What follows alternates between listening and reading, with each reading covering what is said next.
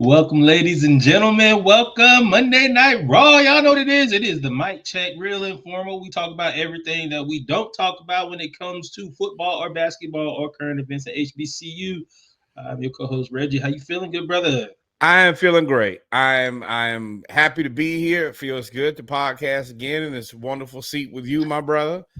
We got some interesting topics to cover. We got some fun to have, and we have a new NBA champion and a couple of trades.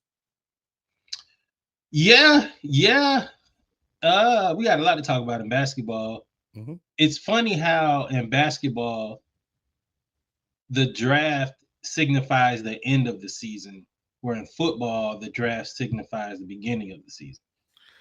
Yeah, I think they've done that to make basketball be year round. That was one of the things that kind of caught me off, makes you think is, all right, we just finished the season. Bam, here we go, right into trades and draft, and then free agency and more trades and more draft. And we expect this summer to be crazy. Football is not. Football is damn near dormant right now. Well, it's about to kick up because you got you go. Yeah, well, no, because you're right. You enter the dead period of July, which is also while we got time. Letting y'all know, July we normally take we may be on here. We may be a little summer hours. Yeah. Big Up gonna have some Sunday fun days, so y'all might not catch us every Monday. Gotta have a life too, right? Yeah, the lunch hour podcast is gonna go again. It is not a formal, not formal at all. Maybe on tomorrow. It is what it is. But y'all know what it is when it comes to the mic check. Go ahead. I think y'all should get very, very comfortable with some short form content. We might hop in and talk about the draft results, depending on how interesting that gets. But yeah, Mondays, it's fun days too. Thank y'all for rocking with us today, though. And especially since I'm about to be off on Tuesdays too. So yeah, I gotta turn up on Mondays. There you go with that again.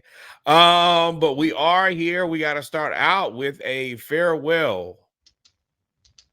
John Bones Jones, lights out himself, has turned the lights out, says that he is retiring from MMA. He's made a ton of money. He's arguably the best fighter to ever do it. Congratulations on a job well done. Another Black historical icon that has whooped everybody. On the court, in the octagon, in the arena, he is one of the greatest fighters we have ever seen, possibly the greatest fighter. Oh yeah, he's got to be at least in the conversation. He is. We've had 3 athletes come to careers who are coming to a close. Tom Brady, we saw as the greatest football player or the greatest quarterback of all time we've seen. Check. LeBron is on the end of his career, allegedly, right? I mean, he may play till 50. I don't know, but has arguably had the greatest career of all time. And then you have John Bones Jones, who is arguably the greatest UFC fighter in history, really mixed martial arts fighter, competitive mixed martial arts fighter in history. Retiring. Shout out to him, man. He's like almost like Harden a little bit in that he revolutionized the sport with his moves. The elbows, for one thing, his elbows are lethal. And then of course he started the knee kick, and that he was putting people to sleep. He's just a different guy. Just and very similar to how Harden was, where it was just like 30 points every night. John Bones Jones was just going. Y'all was practicing when y'all was fighting him because you knew you were going to lose. It wasn't going to be. And I was just watching one of these guys talk about John Bones Jones, and I wouldn't fight him. And these are MMA fighters who are the guys who are willing to fight everybody. When you got people making business decisions and they fight for a living, job well done. Yeah, him and Cormier had some battles, man. I really hope that they have like a podcast now that it's all said and done. Their banter back and forth was good, and I think they have more respect than they probably show us for each other. I don't know if their personalities match because of his Bones is Well, you saw he's very, conservative. Right. And Cormier, I don't think is, and that can arise with tension. But whatever, we're not gonna Now get into that. that It's not is a Jones. podcast where somebody could get slapped. You say the wrong thing to the wrong guy, and you might Somebody not could have an get eye. slapped. That's a podcast where nobody could stop it. If they decide to fight, you can't stop them. They can rip your arm out your socket. Hey, Both of them.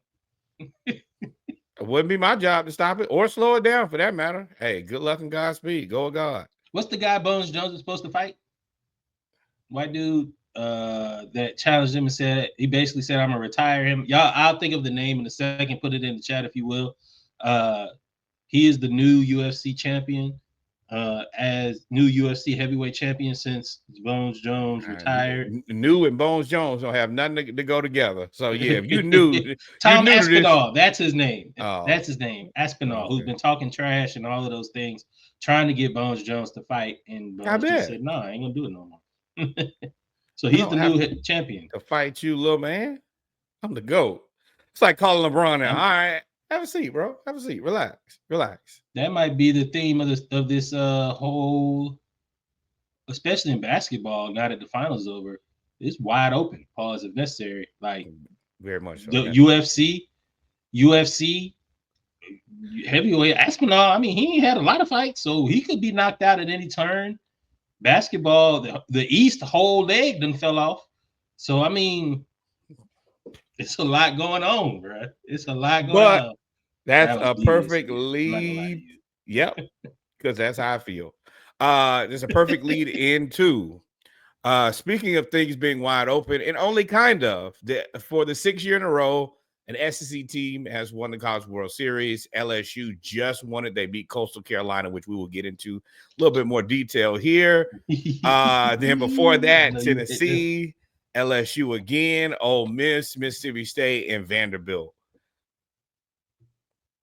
It's getting interesting for the SEC. And more, I go back to, I can't think of the commissioner's name right now, of why are we here?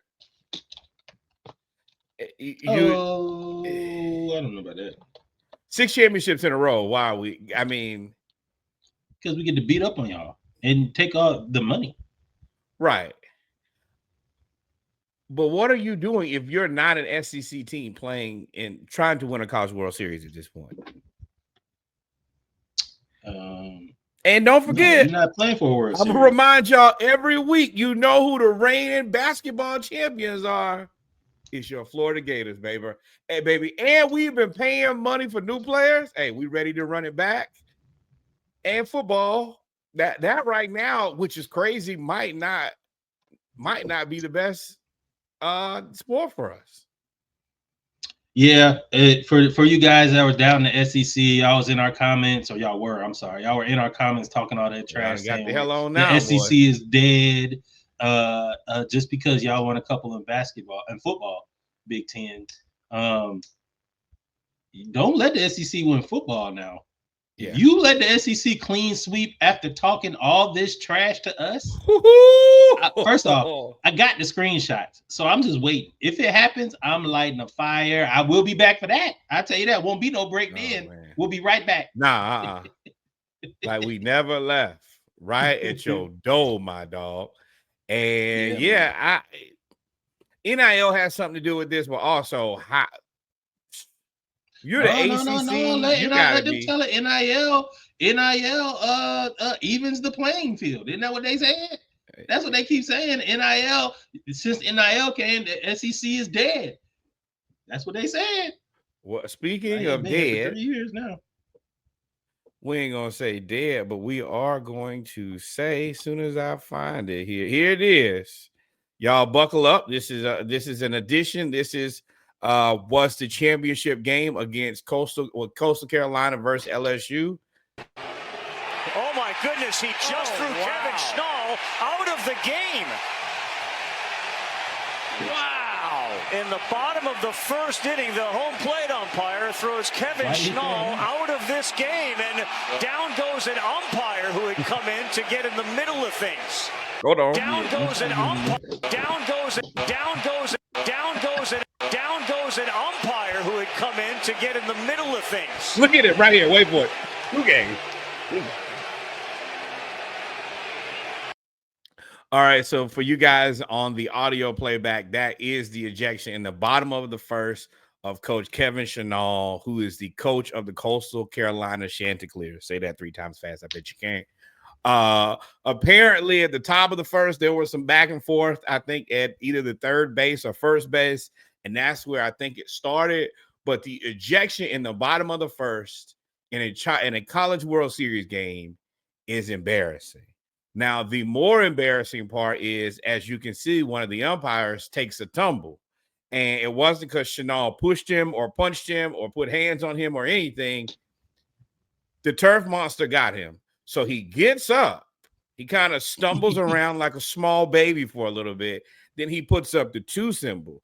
What that 2 symbol means is he's already been ejected for this game, but he's saying that there should be a 2-game ejection for, I don't know. Now with all of that information, I'm going to play it one more time and let y'all watch it so you can see him take this tumble and also see that nobody touched him. In the bottom of the first inning, the home plate umpire throws Kevin Chenault out of this game, and down goes an umpire who had come in to get in the middle of things. 2. Yeah, oh, man. So clearly Kevin Chenault thoroughly upset, and then he responds with, I shouldn't be held accountable for a grown man's athleticism.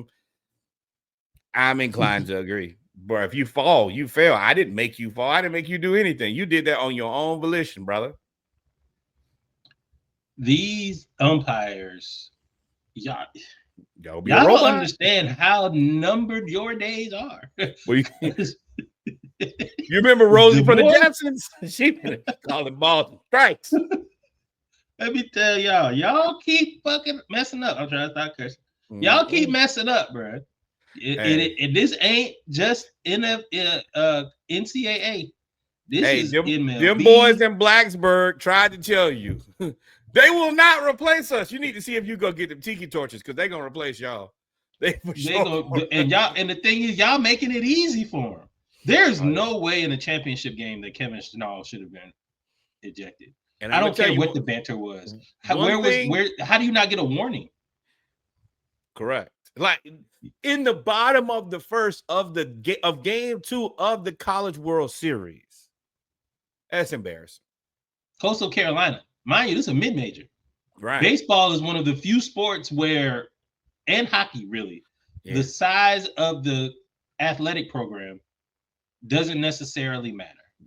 Correct. And for them, a mid-major to make it all the way to the finals of the College Baseball World Series, and then you get kicked out. Since like April. And you get kicked out, and then by one umpire who's sensitive, because there's no way you could have given a warning in the bottom of the first. So one umpire is sensitive, you get kicked out. Then to a second umpire is unathletic and sensitive, and then says he's out for 2 games. If I were Coastal Carolina, I would protest. Absolutely. I would have protested. And it sucks for LSU because this is really all the news about. We ain't really talked about LSU. Right. And the other even more, I mean, I got to be real here. It makes it look away. We just talked about them winning the SEC winning 6 championships in a row. Then you take this small school and you eject their coach at the very beginning of the game. Yeah, even if you may have to think that he deserved it, that's not the time to ring him up. You let him play. They've gotten too far. Like I said before Reggie started talking, they haven't lost a game since I think like mid to late April. This is a team that's playing their ass off, and they already down 1 to the evil empire who is LSU. The least you could do, hey man, just let them play, bro. You can have a conversation with the manager. All of that, but let them play. Don't do that. That to me was a little too far. And you already looking all that praising we did of the SEC, like you said. It does look. I mean, if I were the Chanticleers, I'd be like, "Yo, y'all paid him." Right. Even if it's not true, just don't. Even if I'm LSU. Don't give anybody any excuse to say, oh, they got luck. No, I want to beat them, and I want to beat them with everybody they got and some extras if they need the help. I'm just that serious about it. We're gonna move on to another icon here. We are setting up thoughts and prayers for Coach Ron Washington, former third base coach of the Atlanta Braves and current manager of the Anaheim/LA Angels. They haven't really given us much information, and honestly, it ain't our business. But as a guy who's been a great asset to the Atlanta Braves and to the Angels, and just a great manager overall, we want to send thoughts and prayers. Yeah, T's and P's, man. He's been a great asset to baseball. One of the best stories, turnaround stories you can have both on and off the field. We won't highlight all of the things that he came from, but just know he battled some inner demons that he was able to overcome, come back to be able to be a top-notch manager, right, and third base coach, position coach, who basically grew up the Atlanta Braves infield, right? Correct. Austin Riley, Albies, got Arcia some money, even though he got traded. Arcia still played well. Dansby Swanson, Freddie Freeman. He had an impact on all of them. He had an all-star infield, and all of them attribute their ascension to wherever they were from that level to the next level to Coach Washington. So, without a shadow of a doubt. And if you doubt him, go look at the Angels. They ain't awful. They ain't the Angels that they used to be. Let me tell you that.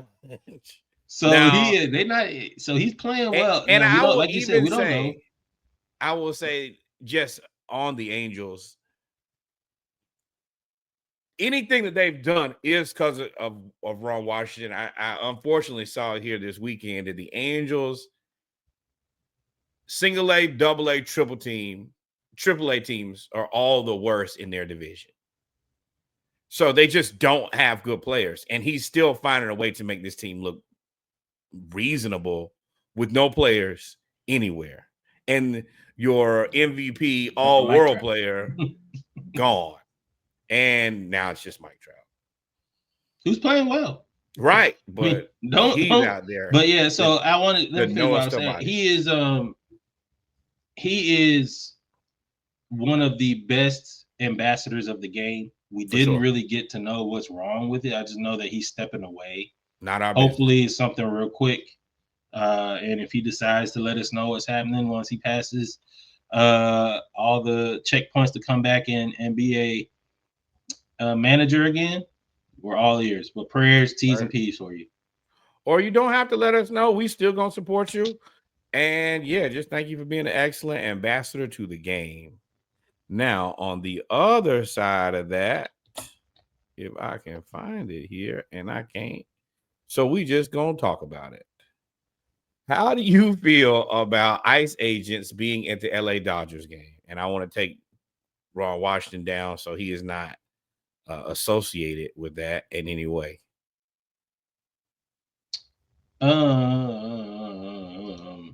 Wild.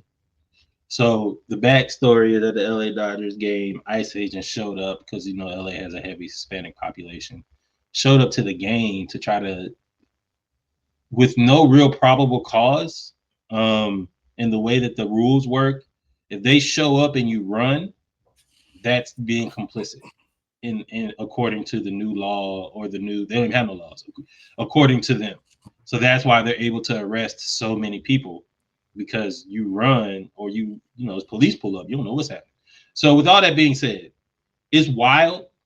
Shout out to the Dodgers for having some balls and saying, no, you're not going to be there. And then escorting them away. Not saying no and then turning y'all loose to the crowd outside the stadium. No, we're going to escort y'all off the property, off the premises, and make sure that you leave us alone.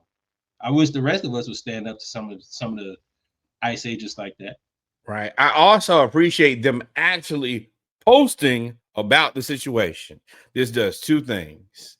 If you are illegal and you're trying to duck the smoke, hey, what I'm telling you is those people are going to be around here. So as much as we want your support at your house if you want to stay safe.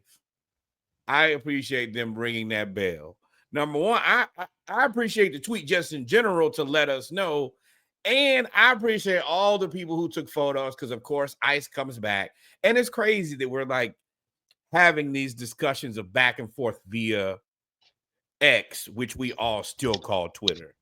So ICE comes back out and says we weren't at the game, where then everybody in the world shows the photos of the ICE agents at the game. Number one, stop lying to us because we're not stupid. But we also know you're going to lie. But at least don't And look not all of us are not so. stupid. Let's not look like ICE agents if you're going to say ICE agents weren't there. Bro, y'all look the iciest. There was of agents. Right and there. Unfortunately, what I feel is they're going to end up, I'm praying that nobody gets hurt. But these ICE agents aren't all agents. They're also YT vigilantes who are taking it upon themselves, which is why a lot of them are wearing masks and all of those things. And I hope that this gets resolved soon. I doubt it because of our president. That's my thing. But I hope it gets resolved soon, though. And otherwise, somebody gonna get hurt. I unfortunately think that that's the answer. I don't want that to happen, but you're gonna have to run up on somebody and not identify yourself, and then they hit you with the pew pew or the pow pow, and then they're like, "Oh, we should probably do something different." I of course don't want it to escalate there, but I live in Texas, so you running up on somebody masked up, not identifying yourself. Oh, you want first class tickets to the upper room. Yeah, man. So you had that going on, and then there was also smoke inside the game. Yeah, the Dodgers and the Padres, who literally got into a fight, and Shohei Ohtani had to play peacemaker after he got hit with a 100-mile-per-hour fastball for the second time after the Dodgers hit Fernando Tatis Jr. twice. So there was a lot of smoke. That's cool. That's cool. But let me tell you what you ain't going to do in this here league. You're going to hit Shohei, who just came back. You ain't going to do that. And it was funny because when he walked over to the Dodgers dugout, and I was like, 100% not a guy anybody there going to touch. And, you know, he went over there with the olive branch. I do like him because he just seems to be a very amicable guy. He does a lot of cleaning up and just the things that most of our American athletes don't do, which I appreciate. He seems to be an elite when it comes to sportsmanship, very amicable, polite guy. But let me tell y'all, hey, anything at Shohei Ohtani, you're asking for them to put you out of the league, brother. And they will 100% send you to negative A. They'll send you to junior varsity. You'll be playing baseball in Pelican Bay. You keep throwing it Shohei. I don't care if they hit Tatis, great baseball player. Still, different conversation here. Make good decisions. Yeah, y'all not gonna hit Shohei. That'll be the last time he get. And I think he got hit in the elbow in the back. That'll be the last time that he gets hit this year. At least maliciously. That's when they send out that work memo. Hey guys, just in case you didn't know, off limits. Here are the rules, just for you to know. Yeah. What you mean? I can't do it if I have to? Then they be like, oh well, we clearly outlined this in the memo of the email. If you need any more conversation, you come on down to HR and we can talk about it as a roundtable. When they tell you they finna have that conversation, HR, gather your things, brother. You'll be out of there. Security going. You ain't even and they start walking you out of with security. You don't even see your supervisor. Yeah, you got a meeting with who? No, Rob Manfred will cut that key card on you so quick. You beep beep. Oh, you don't work here no more, brother. Yes, sir. Braves update? Yes. I mean, we doing okay. What's the score today? We were up 3-2 last time I checked. Bottom of the eighth, 2 outs. Braves up 3-2. Keep us lifted in prayer. We need this. It would be great to get another one against the Mets here. We are playing the Mets. We are coming off of a week where we swept the Mets. Kind of bombed against the Marlins. I think we lost that series 2-1. We might have won that series 2-1. The Mets are being the Mets. Soto, one of the worst base running errors I've seen in a long time. Now, there is a specific podcast between two African-American gentlemen who both have beards that told you, boy, this is a terrible deal for Juan Soto. But congratulations to the Mets because we needed you to do it. Oh, that's so the Mets are boo-boo. We're still very inconsistent. But we got some bad news. Chris Sale fractures his ribs on a athletic play for a 37-year-old white pitcher. It was. I mean, let's be real. It was one of his best plays. It's just sad that we can't have legitimately anything nice. The moment, like we literally celebrating his strikeouts last week, and then here we are. We go right into the same play where we're celebrating this man, also on the 15-day DL for fractured ribs after getting a ground ball. It was a great play. So we brought up Austin Cox, who has been back and forth to the minor leagues a few times.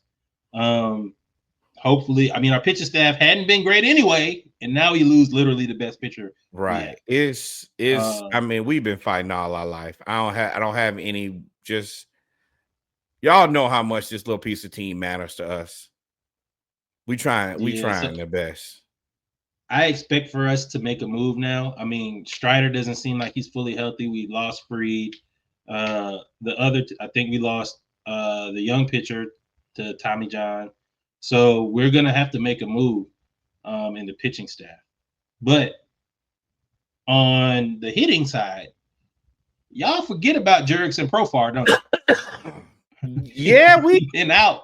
We got him we got him for 71 games. He can't play in the playoffs, but hey, man, we'll be more than happy to take him right now and fill out the outfield. Mike Harris has not played great.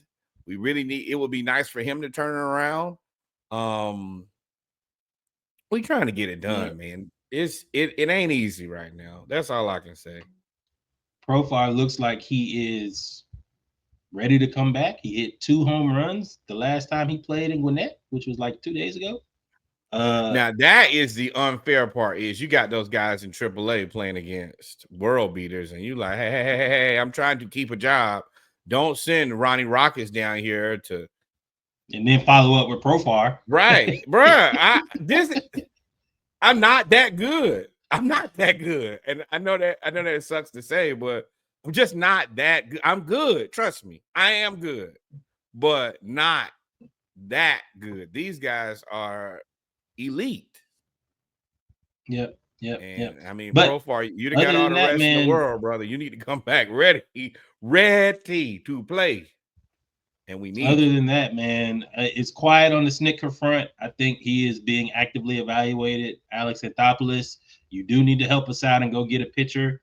I think we were in on Devers, but Devers didn't want to play for Bob. We were in on Devers, but I feel like we need more pitching than hitting at this point. Yeah, I don't think that he don't move the needle for me in a way that getting into a big contract for, there are other places for us to spend money, and we already kind of frugal. Let's not blow money on that when pitching is clearly the bigger issue for us and has been for a while. The bats, you look at this roster, you look at the lineup on a nightly basis.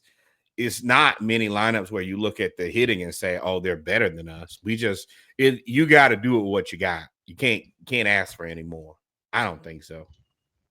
Well, yeah, on the coaching side, we do need run support when our pitchers aren't doing well. We can't put together a full game. But that's what I'm saying. You got the hitters. You gotta make them hit. That's gotta be it.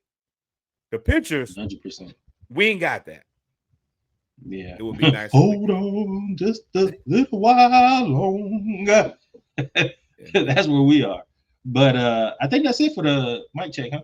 Yeah. Make sure I hit this loop button so we don't play ourselves.